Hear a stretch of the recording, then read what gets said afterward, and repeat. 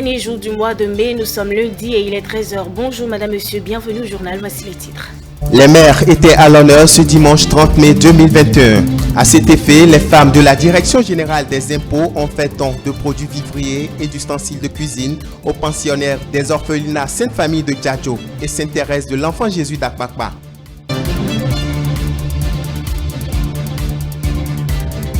Les fidèles de l'Église des apôtres de la sagesse de Dieu en Christ sont en fête.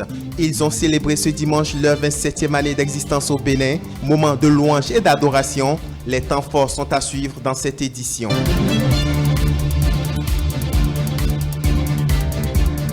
Et puis, en fin d'édition, vous suivrez le compte-rendu des différents plateaux de votre émission Dimanche c'est politique. Voilà pour le sommaire.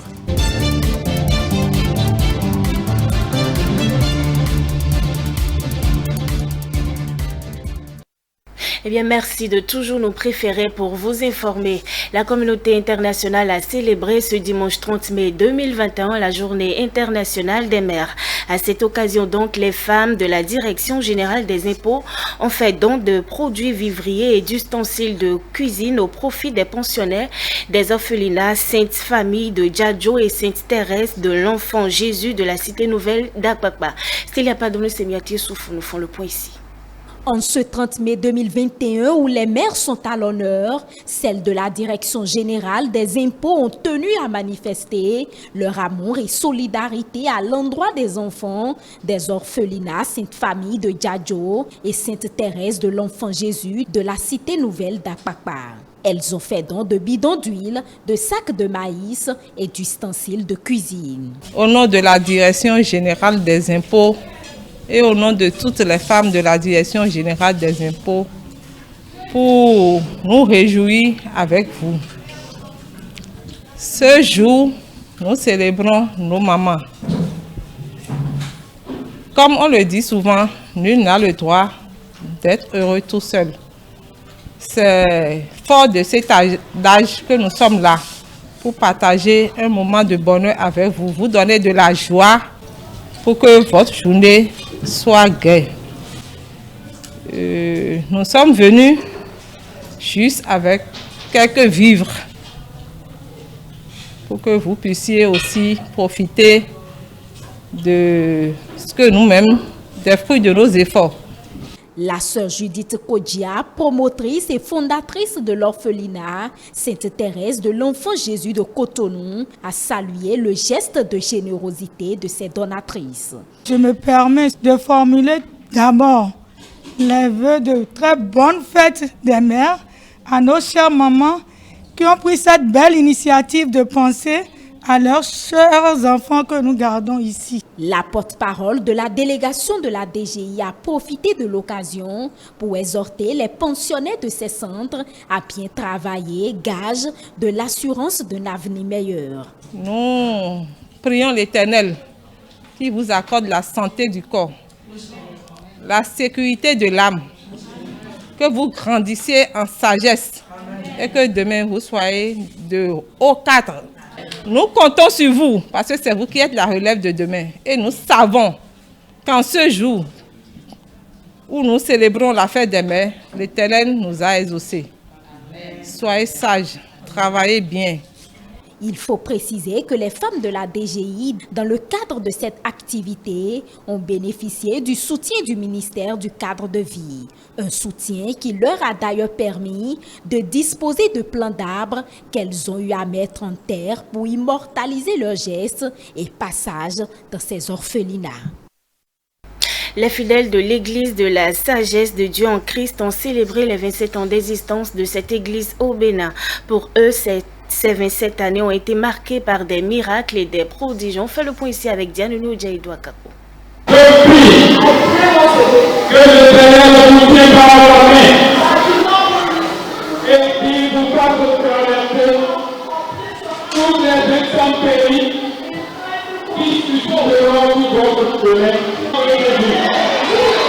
C'est par cette prière d'introduction que les fidèles de l'Église de la sagesse de Dieu en Christ ont entamé la célébration des 27 ans d'existence de cette congrégation ce dimanche 30 mai 2021. On remercie le Seigneur que c'est la gloire pour cette église aujourd'hui. 27 ans là, ce n'est pas un amusement.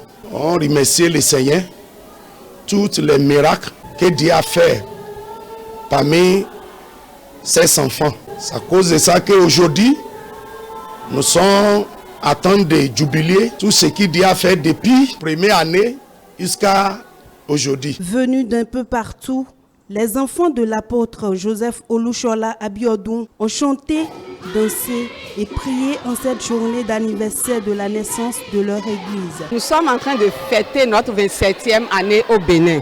C'est une joie pour nous. Depuis que moi je suis dans cette église-là, j'ai vu que tout ce que j'avais comme problème, tout ce que j'ai eu qui m'a amené, j'ai vu que ça a cessé.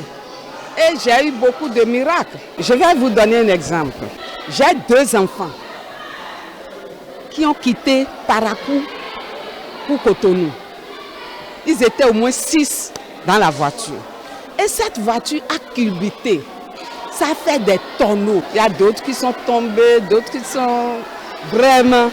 Je remercie Dieu que mes 2 enfants, Dieu les a sauvés. Les participants à cette célébration s'estiment heureux de vivre la réalisation d'une prophétie de l'apôtre Joseph de l'Église. Au Bénin, 27 ans, ce n'est pas n'importe qui.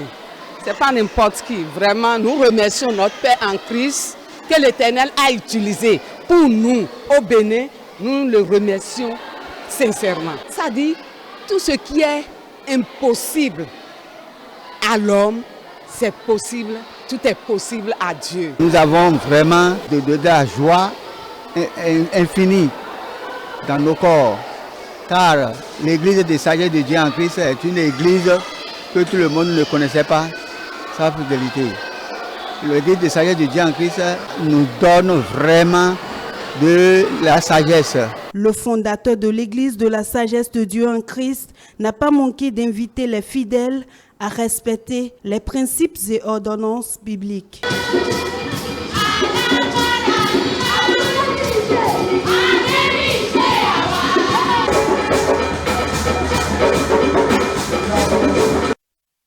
Grande soirée de distinction des finalistes du concours d'art, oratoire et de culture générale Milmovox ce samedi 29 mai 2021 à l'Institut français de Cotonou. Une cérémonie sobre mais assez riche pour les lauréats de cette 6e édition. C'était en présence des membres du jury, du directeur exécutif de la fondation et des parents des candidats. On fait le point ici avec Céline Bovy pour l'Esther ça aussi.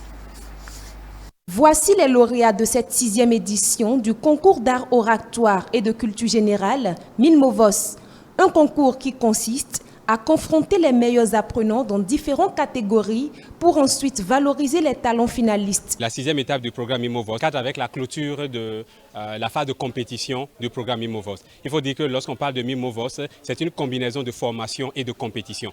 Donc les candidats sont formés mais également passent par un processus de compétition. Et ce soir, nous sommes en train de finir avec la phase de compétition à travers ce que nous appelons désormais la SMB Awards. La SMB Awards, c'est la soirée qui est dédiée pour honorer, valoriser les lauréats qui ont pu se distinguer dans le processus, mais également ces différents partenaires qui nous ont accompagnés, qui contribuent en fait à former cette génération de solutionneurs que nous voulons. Milmovos plus qu'une compétition est une rencontre d'émulation et de partage de culture générale. Les finalistes ont connu à travers le concours de belles expériences et c'est à juste titre qu'ils témoignent leur gratitude aux initiateurs de ce concours. Je pense que Milmovos, c'est un programme qui nous édifie, chaque participant, qui nous permet de parler en public, qui nous permet de regagner confiance en nous et nous permet également de gagner en culture générale. Donc j'appelle tous ceux-là qui ne pensent pas encore à participer à Milmovox à le faire parce que Milmovox, c'est plus que rien, c'est beaucoup. Je suis très contente d'avoir participé à cette soirée,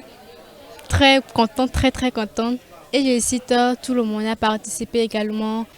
Je pense que Milmovos, dans un premier temps, c'est une organisation pour aider les jeunes. Milmo m'a permis de découvrir beaucoup de choses. Milmo m'a permis de connaître, de savoir comment mener une équipe. C'est vrai que ce n'est pas facile de gérer les divergences, les conflits au sein de l'équipe. Mais voilà, j'ai appris beaucoup. J'ai appris à vaincre ma timidité. Et par-dessus tout, je me suis fait beaucoup d'amis. J'ai connu beaucoup de personnes. Se cultiver pour devenir meilleur, se cultiver pour devenir un solutionneur, c'est l'une des valeurs chères à cette initiative. C'est le lieu pour le directeur exécutif de rappeler la finalité du dit concours et de lancer un appel que voici. Aujourd'hui, nous étudions, vous étudiez en tant que jeunes, mais il faudrait que vous sachiez que la société veut les meilleurs. Et pour être meilleur, il faut savoir qui vous êtes, où est-ce que vous allez dans la vie, c'est quoi votre but sur la terre, c'est quoi votre vision, où allez-vous dans la vie, est-ce que vous avez un plan pour y arriver. Toutes ces notions, nous essayons de travailler dessus dans le cadre du programme MIMOVOS, qui a pour finalité de sortir des solutionneurs. Les solutionneurs, ce sont ces jeunes-là qui savent où ils vont et partout où ils sont, ils réfléchissent à apporter solution. La jeunesse a besoin que des sponsors puissent se manifester pour l'aider à pouvoir se construire. Et Milmo Fondation, qui œuvre pour la jeunesse à travers l'éducation, la culture et le leadership, a besoin de vous. C'est dans une ambiance festive que s'est achevée cette soirée de distinction de la 6e édition de MIMOVOS. Les vainqueurs et leur équipe repartent avec les prix composés de médailles, de bourses d'études, d'attestations et de cours. Voilà, dès ce lundi 1er juin 2021, Canal+ offre des ventes promotionnelles de leur kit. À la faveur d'une conférence de presse tenue vendredi, les opportunités de s'approprier de ces offres ont été exposées aux hommes des médias. Aziz Chamou. Partagez avec les abonnés et non-abonnés les nouvelles offres promotionnelles en vue sur Canal+ Bénin. C'est l'objectif de cette conférence de presse. Les prix sont revus à la baisse et ceci pour le bonheur des consommateurs. En plus de la semaine généreuse, Canal+ a prévu également d'autres possibilités pour les abonnés du foot. Pour que le plus grand nombre puisse vibrer autour de ces grands événements footballistiques, nous avons 2 offres commerciales en cours. Une qui commence dès lundi.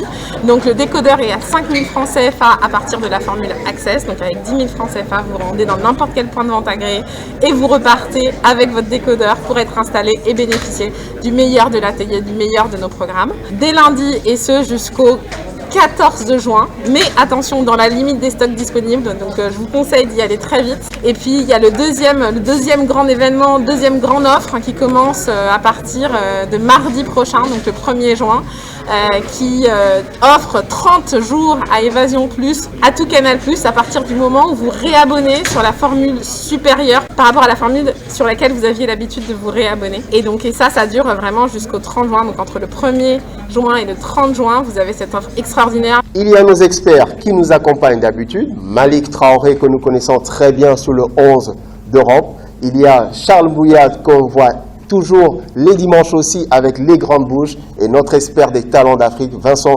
Raduro, qui sont toujours là pour commenter et faire vivre chaque instant de ces matchs. Des experts pour commenter, pour animer, pour donner des grandes et bonnes nouvelles. Patrick Mboma, notre célèbre Camerounais qui était joueur aujourd'hui reconverti. Et ce n'est pas tout, les offres sont en continu chez Canal+ Bénin. Vous pouvez avoir jusqu'à 30 jours sur notre formule Évasion Plus de 20 000 et notre formule Tout Canal+ de 40 000. Donc vraiment, on invite toutes les personnes qui ne seraient pas encore réabonnées à se réabonner pour profiter de cette offre exceptionnelle. Le foot européen s'installe à partir de la formule Évasion. Donc je vous invite massivement à rester connectés, à rester sur vos petits écrans. Pour ceux qui sont un peu occupés durant la journée, ils pourront suivre la rediffusion sur Canal+ Sport 1. Il n'y aura pas que ce programme à attendre. Il y a déjà la semaine prochaine des grandes émissions telles que En route pour l'Europe. Là, vous allez découvrir ce qui s'est passé avant les qualifications, les secrets des vestiaires, tout ce qui s'était dit avant, des émotions, les hauts et les bas. Et pendant l'Euro, il y a 2 grands magazines, Euromag, Euroclub, qui sont 2 grands magazines qui vont vous permettre de suivre et de comprendre chaque chose qui s'est passée sur le terrain, dans les vestiaires, et aussi avoir des news sur les prochains transferts. Profitez de ces offres pendant qu'elles sont en cours pour pouvoir vibrer avec nous au rythme de l'Euro et au rythme de la Copa. Voilà, vive le foot! Fidèle à son engagement de départ, la satisfaction de la clientèle reste le credo chez Canal+. Les abonnés sont donc vivement invités à s'approprier leur kit avant la fin de la vente promotionnelle. Maintenant, on fait le point des différents plateaux d'émissions politiques de ce dimanche 30 mai 2021.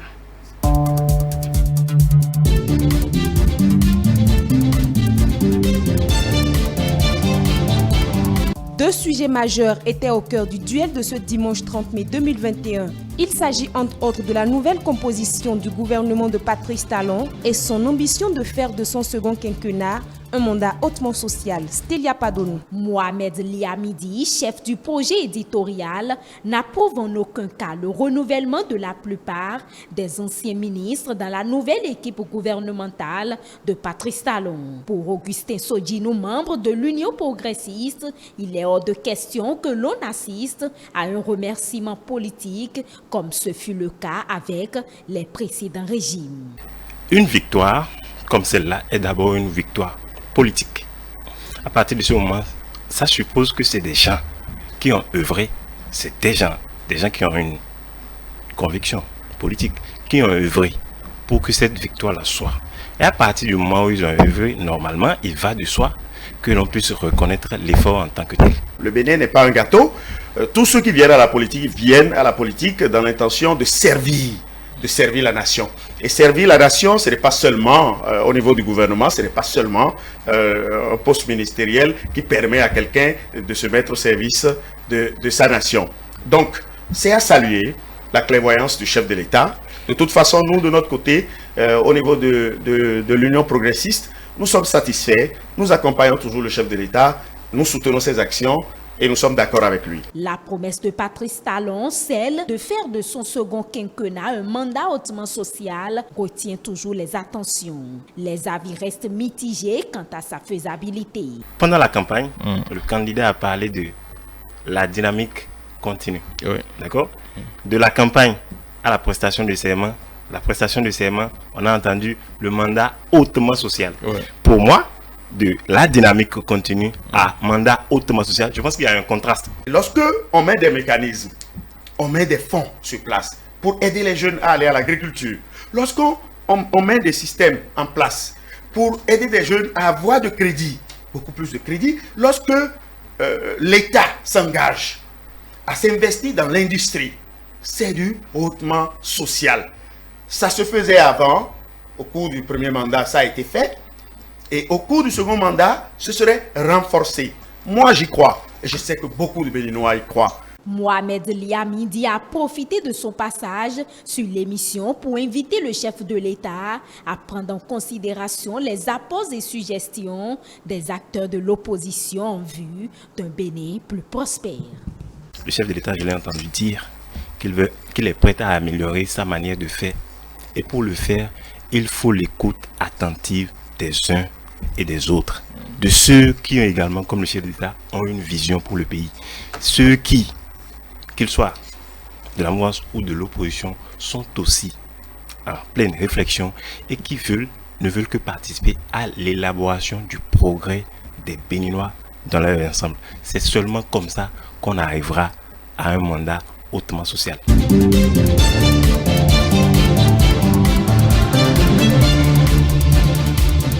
La suppression du ministère de la Communication et le premier gouvernement de Talon 2 sont entre autres les sujets abordés au cours de l'hebdo des éditorialistes. Karine Adeni. La suppression du ministère de la Communication par le président de la République fait toujours couler beaucoup d'encre et de salive. Et c'est l'un des sujets qui a retenu l'attention des invités de Théodule Ronsard ce dimanche 30 mai 2021 au cours de la rubrique l'hebdo des éditorialistes. Pour eux, cette décision est salutaire. Elle permettra aux hommes des médias de mieux s'organiser pour le rayonnement du secteur au Bénin. Voilà pourquoi une polémique autour de cette décision n'a pas lieu d'être. Moi, je trouve que le mérite de la décision du chef de l'État, c'est de poser le problème de la presse dans notre pays. Et que les gens qui animent la presse doivent se retrouver pour réfléchir. Alors donc, une occasion qui est donnée, ne ratons jamais cette occasion-là. Désormais, c'est la RAC qui gère les médias. On doit s'attendre à ce que les prérogatives de la RAC soient beaucoup plus renforcées. Celui qui a son champ, 17 parties du champ ne sera pas moissonné cette saison. Nous qui sommes les moissonneurs, nous attendrons juste que la semence pousse pour moissonner. Pourquoi est-ce qu'on est en train de créer toute cette polémique autour de cette décision? Il n'y a que le président de la République qui norme, qui sait ce qui est bon pour lui, puisqu'au dernier moment, c'est lui qui rendra compte. Le premier gouvernement de Patrice Talon II était également au menu des échanges. Cette continuité pour laquelle le numéro 1 des Béninois a opté à travers les membres de son gouvernement est très appréciée par les débatteurs. Un geste qui, selon eux, vient démontrer une fois de plus le courage politique du chef de l'État. Aussi, l'équipe gouvernementale est très engagée à relever les défis. C'est ainsi que Patrice Talon a décidé de poursuivre la dynamique avec elle. Il travaille pour le bonheur du peuple, pas pour satisfaire un parti politique, pas pour satisfaire quelqu'un. À lire donc les actes que pose le chef d'État, c'est comme si lui, il ne nomme pas des gens pour les enrichir. C'est-à-dire qu'il ne vous fait pas appel pour travailler avec lui parce qu'il veut vous aider à devenir riche. Parce qu'il veut vous aider à construire votre maison. Ce n'est pas ça en fait. Il vous appelle certainement parce que vous avez des compétences. Et c'est ça qu'il exploite. J'ai entendu dire qu'il y a des projets qui sont été à 70%, 60% et tout. Donc ils ont fait tout ce travail-là de défricher le terrain, d'aller chercher les ressources. Et ils sont maintenant vraiment, ils sont en plein dedans. Donc le chef de l'État a trouvé que ce ne serait pas fructueux pour lui de chercher à amener d'autres hommes qui vont encore recommencer à zéro. L'autre acte fort du chef de l'État salué par les invités est sa descente sur la bande côtière de Fiturocé dans le cadre de la libération de cet espace. Au cours de sa descente, Patrice Talon a décidé de laisser une chance aux promoteurs de bars et restaurants qui occupent cet espace. Pour les débatteurs, le président de la République est un père très à l'écoute de ses enfants. Et si cette décision était, comment dirais-je, appliquée, il y aurait pas de problème, parce que l'État serait dans ses droits de faire balayer, de faire partie tout ce monde-là. Mais le chef de l'État, avec un cœur d'or, osons le dire, ce n'est pas parce que c'est Patrice Talon, c'est l'homme, l'acte qu'il a posé. Cette décision de libération de la bande côtière est en quelque sorte une décision qui tient compte d'un projet touristique.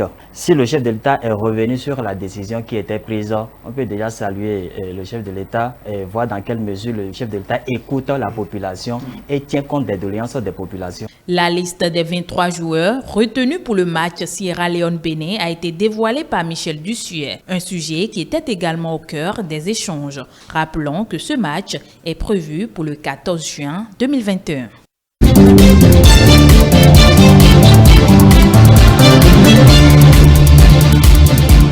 Sur le décryptage de ce dimanche 30 mai 2021, le consultant politique Agapit Napoléon Maforican a donné sa lecture de ce qu'il pense des acquis de la conférence nationale de février 1990, puis l'avantage que gagne la presse béninoise, avec notamment la suppression du ministère de la Communication, le résumé avec Aziza Tchamo.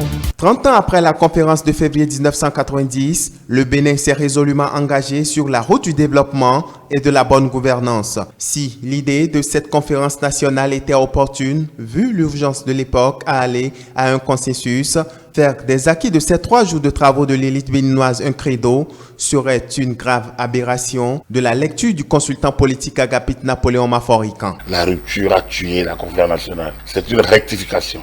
C'est une juste mesure des choses. Le dialogue politique était plus conséquent que la conférence nationale, dans la mesure où le dialogue politique est bien pensé, programmé, analysé et qui s'est déroulé normalement, sans qu'il y ait coup de force. À la conférence nationale, on est en banqueroute. Un État normal ne doit pas y être. Donc du coup, on ne peut pas faire une référence. On doit marquer la conférence comme une étape de notre vie, une fâcheuse étape qu'on ne doit pas rappeler tout le temps. Donc l'esprit de la conférence, je l'ai dit encore tout récemment, c'est l'esprit de négation d'un État en faillite, de mauvaise gouvernance, de mauvaise planification, de mauvaise gestion. On ne peut pas en faire un credo. Avec la nouvelle dynamique insufflée au pays depuis 2016, notamment avec les nombreuses réformes opérées dans tous les secteurs via le programme d'action gouvernementale, le consultant politique pense que les lignes ont véritablement bougé, un mérite qu'il reconnaît au chef d'orchestre de la rupture, Patrice Talon. Je pense que 30 ans après, on a touché le fond. Le président Patrice Talon est venu avec la rupture pour rompre. Le mérite du président Talon, c'est d'avoir toujours les moyens de réussir ce qu'il a fourré. Et donc, aujourd'hui, on doit plutôt avoir comme socle la rupture. Et justement, la déconstruction de ce que nous avons longuement gardé. Comme ici, c'est le Bénin. C'est comme ça se fait. Qu'est-ce qu'on peut y faire? C'est toujours ça. On ne peut rien faire. Non, on a vu qu'on peut faire beaucoup de choses. On a vécu la fatalité. C'est au prix du travail. Et qu'est-ce que le président Talon nous a amené? Le travail, l'abnégation, le courage. Sur le décryptage de ce dimanche 30 mai 2021, l'autre sujet qui a suscité aussi l'analyse du consultant politique, c'est bel et bien la suppression du ministère de la Communication. Pour l'analyste, il y a bien des raisons de le faire. Pour avoir été l'un des artisans dans ce combat, les faits lui donnent finalement raison quelques années plus tard. C'est donc un grand pas vers la liberté de la presse au Bénin, martèle-t-il. Nous y avons cru, nous. Quand dit nous, jeunes journalistes, responsables d'associations, nous avons organisé les États généraux de la presse béninoise en 2002. Parmi les 16 chantiers qui sont ici, les États généraux, il était question que le ministère de la Communication ne soit plus dans les relations entre médias et institutions étatiques. Nous avons souhaité qu'on donne les pleins pouvoirs à la. C'est vrai que nous n'avons pas été suivis. On a été combattus par certains confrères qui n'y croyaient pas non plus également. Ça n'a pas pris. Et nous, on a déjà fini par accrocher. Et c'est au moment où on y pensait le moins que l'idée revient. C'était sublime. Je ne savais plus où mettre la tête. J'ai dit, ça, c'est un bonheur personnel parce que c'est un objectif qu'on a poursuivi pendant longtemps. On n'a pas pu, on a raccroché. C'est une grande révolution. Une très grande révolution parce que décider de se dessaisir d'un outil puissant que la communication médiatique, c'est pas aussi facile que ça. Or, quels que soient les aménagements, les arrangements qui vont être faits, c'est une grosse avancée pour la liberté de la presse. Les professionnels des médias ont donc intérêt à s'approprier le contenu de cette innovation de l'exécutif et à repenser davantage les initiatives de départ, a suggéré le consultant politique Agapit Napoléon Maforican. Et c'est la fin de ce journal. Merci de votre attention. Vous suivrez juste après moi la rediffusion du décryptage avec notre consultant politique Agapit Napoléon Maforican. Bonne suite de programme en notre compagnie.